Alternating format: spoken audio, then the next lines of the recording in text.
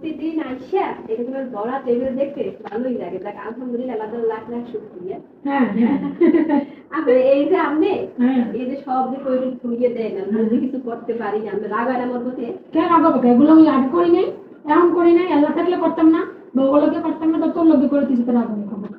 এই যে আইয়া এই সব বড়া টেবিল খাই আর ওইখানে আইয়ে খাই। রোজার সময় তুই তো অফিস টফিস করে, আমিও কাজ করি ঠিক আছে, তারপর আমি অফিস টফিস করে তুই করবি খাওয়া, তো সময় লাগবে না। একটু রাগ হয় নাই মানুষের তো কাম বেশি হলে রাগ হইতে পাইছে আর পর্যন্ত একটু রাগ হয়েছি আর যে এইটা হলো না ওইটা হলো না, কোনো কাম কাজ করলে রাগ হয়েছি। রাগ ওই যখন উল্টা পাল্টা কিছু করো তখন রাগ হই। কেন রাগ হই? বড় বই আমার দ্বারা তুমি আসো, এটা আমার রাগ হওয়ার কর্তব্য, ঠিক আছে? শাসন করি আমি, ঠিক আছে? এই যে দেখেন আপনারা আমি প্রতিদিন অফিস দিয়ে আসা পুরো এই টেবিলের মধ্যে সাজানো গোছানো পাবো। আচ্ছা তার আগে আপনারা করেন, বইয়ের কাছে ছোট বোন কি কখনো বড় হয়?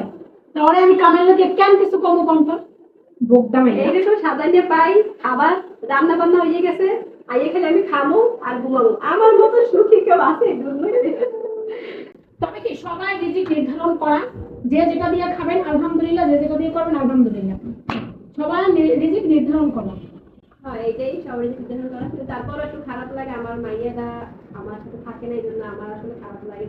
কেন? সে অবশ্যই না নিতে আছে, সে যাই এটা আলহামদুলিল্লাহ ভালো। আমি মনে করি ওর থেকে সে ভালো না, মানে আমার মা। তো আমার মা বাইরে বাইরে ওইটা না করতে পারি তা তিন দেবো মাই। মা হিসেবে তো তোমার খারাপ লাগে বা একটা দায়িত্ব থাকে বা নিজের একটা কষ্ট থাকে থাকে না, অবশ্যই থাকে। কিন্তু তারপর হচ্ছে জীবনের তাগিদে আমাদের অনেক কিছু অনেক সময় মাইনে নিতে হয়।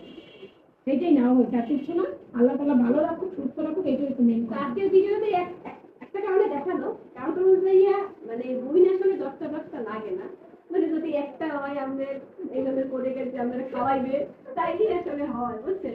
ওই রকমই জানা। আমার কথা হচ্ছে কি, হয় ছোট একটা বই সারা জীবন আমার কাছে ছোটই থাকবে, ছোট মানে ছোটই, বা যেই হোক না কেন আমার কাছে আমি সবাইকে ভালোবাসি। কিন্তু যে বুঝে বুঝে, যে বুঝে না বুঝে না, এই এটাই তো কথা। সবাই তো সবার ভালোবাসা বোঝে বুঝে না, না, আর সবাই সবাই সবার ভালোবাসা ভোগেও রাখতে পাওয়ার পারে যোগ্য রাখে না। এটাই তো কথা। তো সবাই আমাদের জন্য দোয়া করবেন আর সবাই রমজান মাস খুব ভালো কাটুক, খাবার দাবার সব মিলে আমাদের জন্য দোয়া করবেন।